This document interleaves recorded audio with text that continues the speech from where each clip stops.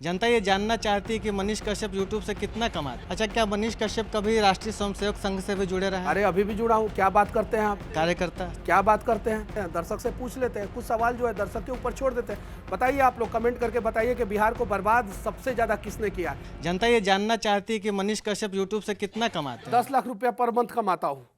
पहले कमाता था, अभी भी कमाता हूँ।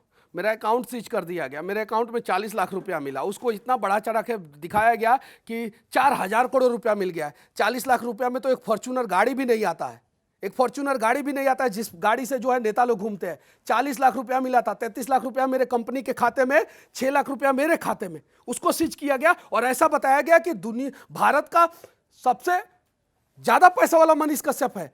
मेरे कंपनी को घाटे में दिखाया गया, जबकि मेरे कंपनी ने इस साल मेरी कंपनी ने 20 लाख रुपया पेमेंट किया है। यूट्यूब चैनल जो है मेरा 20 लाख रुपया पेमेंट किया है। इस उम्मीद से पेमेंट किया है कि बिहार सरकार को ये 20 लाख रुपया दे रहा हूं। पर्सनली मैं 5 लाख रुपया इनकम टैक्स पे किया हूं और मेरे जो पार्टनर है वो 4.5 लाख रुपया इनकम टैक्स पे किया है। 30 लाख रुपया मैं बिहार सरकार को दिया हूं, इसलिए दिया हूं कि वो उस पैसे का सही इस्तेमाल करके अस्पताल बनाएंगे, हॉस्पिटल बनाएंगे और नया बिहार बनाएंगे। लेकिन वहां पे भी साजिश किया गया और अखबारों में दिखाया गया कि मनीष कश्यप ने अपनी कंपनी को घाटे में दिखाया था। पिछले साल भी मैंने इनकम टैक्स पे किया था। जरा सोचिए, जो मनीष कश्यप थाने में जाकर सरेंडर करता है, अपनी स्वेच्छा से सरेंडर करता है, उसको अखबारों में यह खबर चलवा दिया गया कि मनीष कश्यप हुए गिरफ्तार। मैं गिरफ्तार नहीं हुआ था, मुझे खूबसूरत भारत के खूबसूरत संविधान पे जो है ना भरोसा था और मैं जाके थाने में खुद सरेंडर किया था। ये था मैं आप बात कर, अभी भरोसा नहीं है संविधान पे? अभी भी है। अंबेडकर साहब ने इतना बढ़िया संविधान बनाया है और अभी अमित शाह जी ने उस पे बहुत बड़ा सुधार किया। संसद भवन में वो बिल पास हो गया। हमें भरोसा है, पूरा भरोसा है कि भारत के किसी भी निर्दोष व्यक्ति के साथ नाइंसाफी नहीं होगी। लेकिन उसके लिए अगर किसी व्यक्ति के साथ नाइंसाफी हो रही है तो आपके जैसे लोगों को खड़ा होना होगा, उसकी कहानी दिखानी होगी, उसके दर्द को समझना होगा, उसके एहसासों को समझना होगा, उसके स्वाभिमान के लिए आप लोगों को लड़ना होगा, तब उसके साथ नाइंसाफी नहीं होगी। एक सवाल ये है कि आपने एक दर्द बताया अभी कि घर की कुर्की हो गई, इतना बड़ा क्या अपराध था? अगर वो था तो आप आरोपी हैं फेक न्यूज फैलाने के। अभी वो आरोप तय नहीं हुए हैं। वो आरोप मैंने फेक न्यूज नहीं फैलाया है। गोदी मीडिया आपको जो है कुछ बड़े बड़े नेता कहते हैं, कुछ राज्य की सरकारें कहती हैं। पूरा सवाल तो गोदी मीडिया है, मेरे सवाल का जवाब दीजिए। पूरा सवाल तो सुन लीजिए मनीष भाई। नहीं, मैंने फेक न्यूज नहीं फैलाया है। आप जो है राष्ट्र के लिए काम करते हैं। वो तो कोर्ट चैनल में जितने पत्रकार हैं वो सत्ता दल से भी सवाल पूछते हैं, आंखों में आंखें डाल के, और विपक्ष से भी पूछते हैं। लेकिन कुछ लोगों को आपकी बातें बुरी लगती है तो आपको गोदी मीडिया कहता है। क्या आप मानते हैं गोदी मीडिया है? आप जब नहीं मानते हैं गोदी मीडिया है तो मैं भी मानता हूं कि मैंने फेक न्यूज नहीं फैलाया था। चलिए मान लिया, बिहार के मजदूरों के लिए सवाल किया था, वीडियो बनाया था। यहाँ कोई अदालत तो है नहीं कि यहाँ कोई निर्णय हो रहा है, यहाँ तो सवाल इसलिए लेकिन अपने स्वाभिमान के साथ कैसे हम लोग समझौता करके झुक जाए? गलत चीज के आगे कैसे झुक जाए? सवाल तो पूरा सुन लीजिए। नहीं झुकेंगे। सवाल मेरा ये था कि महज आरोप पर कुर्की क्यों कर दी गई, ये एक बड़ा प्रश्न। लेकिन मेरा सवाल सुन लीजिए। ऐसा तमाम देखने को मिला है कई राज्यों की सरकारों में, उत्तर प्रदेश में भी, मध्य प्रदेश में भी, कि महज आरोप लगे और घर को बुलडोजर से गिरा दिया गया। क्या आपको लगता है कि ये सही होता है जो घर को बुलडोजर से गिरा दिया जाता है? कोई रेप करता है तो उसके घर को बुलडोजर से गिरा देना चाहिए। कोई देश विरोधी काम करता है, देश में बम ब्लास्ट करता है तो उसके घर को बुलडोजर से गिरा देना चाहिए। कोर्ट जब तय करे तब ना।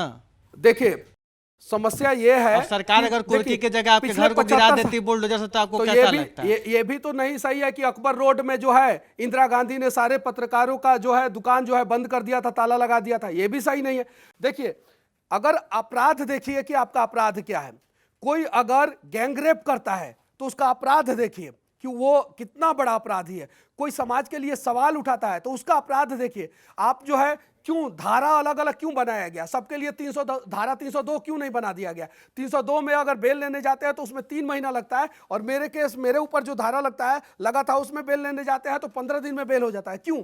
अपराध को देखिए कि अपराधी ने किया क्या है। अगर कोई ऑटो रिक्शा में किसी महिला के साथ गैंग रेप करता है तो उसके घर को गिराइए, उसको गोली मारिए, उसको फांसी पे चढ़ाइए।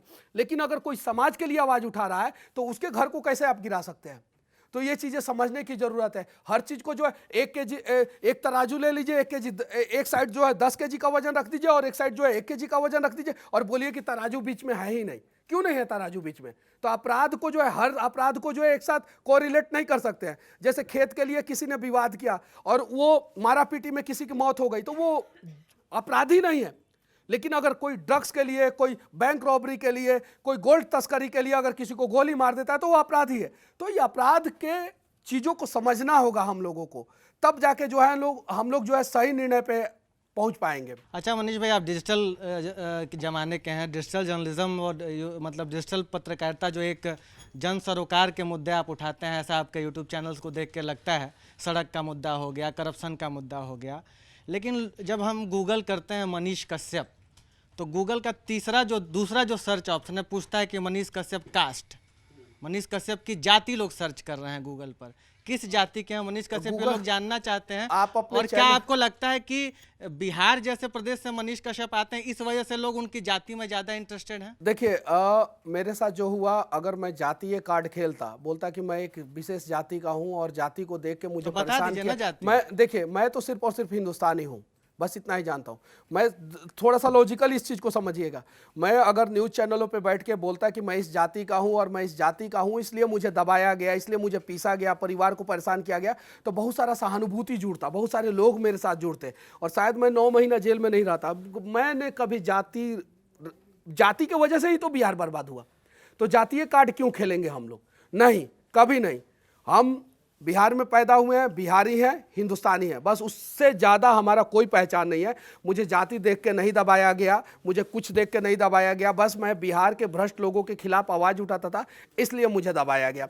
और गूगल पे जो लोग मेरी जाति सर्च मारते हैं, उन लोगों से मैं कह देना चाहता हूँ न्यूज़ तक के इस मंच पर बैठ के कि मेरी जाति सिर्फ और सिर्फ हिंदुस्तानी है, ना उससे 1% आगे और ना उससे 1% पीछे, बस उससे ज़्यादा कुछ नहीं, उससे कम कुछ नहीं। अच्छा, क्या मनीष कश्यप कभी राष्ट्रीय स्वयंसेवक संघ से भी जुड़े रहे हैं? अरे अभी भी जुड़ा हूँ। क्या बात करते हैं आप? कार्यकर्ता। क्या बात करते हैं? मैं विद्या मंदिर में पढ़ा हूँ, मैंने आपको पहले ही बताया। वहाँ पे मुझे फादर मदर कहना नहीं सिखाया गया, वहाँ पे मुझे गुरुजी कहना सिखाया गया, वहाँ पे मुझे राष्ट्र की सेवा करना सिखाया गया, राष्ट्रवाद की बातें सिखाई गई, तन समर्पित, मन समर्पित और मेरा जीवन समर्पित जैसे कविता मुझे सिखाया गया। मुझे राष्ट्र के लिए जो है सब कुछ करने के लिए सिखाया गया। तो मैं तो गर्व महसूस करता हूं कि मेरा नसीब अच्छा था कि मैं ऐसे संगठन से जुड़ पाया। मैं बचपन में ही ऐसे संगठन से जुड़ गया। तो ये सवाल करने की बात हो रही है। आप बताइए कि राष्ट्रीय स्वयंसेवक संघ से जुड़े हुए कौन सा व्यक्ति जो है देश के खिलाफ काम किया है? कोई नहीं किया है, कोई नहीं किया है। और अगर ये सवाल जो है जो कुछ लोग पूछते हैं, तो उन लोगों से कह देना चाहता हूं कि पंडित नेहरू की वो बातें जाके आप लोग सुन लेना, जो सदन में कहे थे कि राष्ट्रीय स्वयंसेवक संघ ने चीन के युद्ध में कितना बड़ा योगदान दिया था। और अगर राष्ट्रीय स्वयंसेवक संघ नहीं होता तो शायद उस समय देश को, हमारे देश के जवानों के ऊपर 9 सवाल। वो बहादुर हैं, अगर वो नहीं है तो हम सुरक्षित नहीं है। लेकिन राष्ट्रीय स्वयंसेवक संघ ने भी चीन के युद्ध में अपना बहुत बड़ा योगदान निभाया था। ये मेरा कहना नहीं है, ये उस समय के प्रधानमंत्री का कहना है, जो भारत के तीसरी बार प्रधानमंत्री बन चुके थे और 62 में लगभग जो है वो 14-15 साल से प्रधानमंत्री थे, तो उनका कहना है।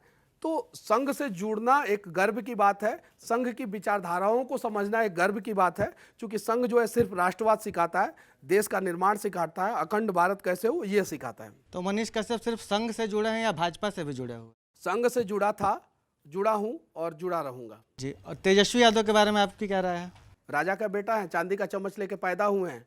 पता नहीं है बिहार को कैसे आगे बढ़ाना है। पता होता तो शायद से अपने बाबूजी का इलाज जो है सिंगापुर में नहीं कराते, किडनी का ऑपरेशन सिंगापुर से डॉक्टर बुला लेते, IGIMS में इलाज हो जाता।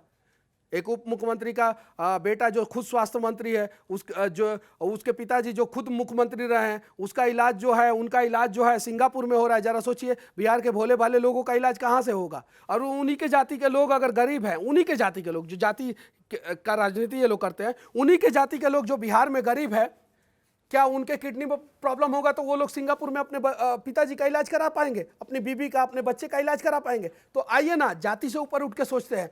बिहार में जो है सिंगापुर से भी बढ़िया अस्पताल बनवाते हैं, लेकिन उसके लिए नेताओं को सुधरने से पहले जो है बिहार के लोगों को सुधरना होगा। और किसी के जाति गूगल पे सर्च मारने से पहले जो है ना, बिहार का विकास कैसे हो सकता है, कौन कौन सा कारण है जिससे बिहार बर्बाद हुआ, इन सब चीज़ों को समझना होगा। तब जाके जो है हम सबके बच्चों का, हम सबके परिवार वालों का, हम सबका इलाज जो है ना सिंगापुर के जगह पे बिहार में ही अच्छे ढंग से होगा। ये बताइए कि बिहार की अस्मिता से जुड़े सवाल आप उठाते हैं, मैं अगर आपसे पूछूं कि बिहार का सबसे बड़ा विलेन कौन है, क्या जवाब है आपका? बिहार का सबसे बड़ा विलेन जो है सत्ता के शीर्ष सिंहासन पे बैठे हुए लोग हैं, जो दीमक की तरह बिहार को बर्बाद कर रहे हैं। मतलब वो कौन लोग हैं? नाम तो आप भी जानते हैं, हम भी जानते हैं, हम सब जानते हैं। दर्शक से पूछ लेते हैं, कुछ सवाल जो है दर्शक के ऊपर छोड़ देते हैं। बताइए, आप लोग कमेंट करके बताइए कि बिहार को बर्बाद सबसे ज्यादा किसने किया है।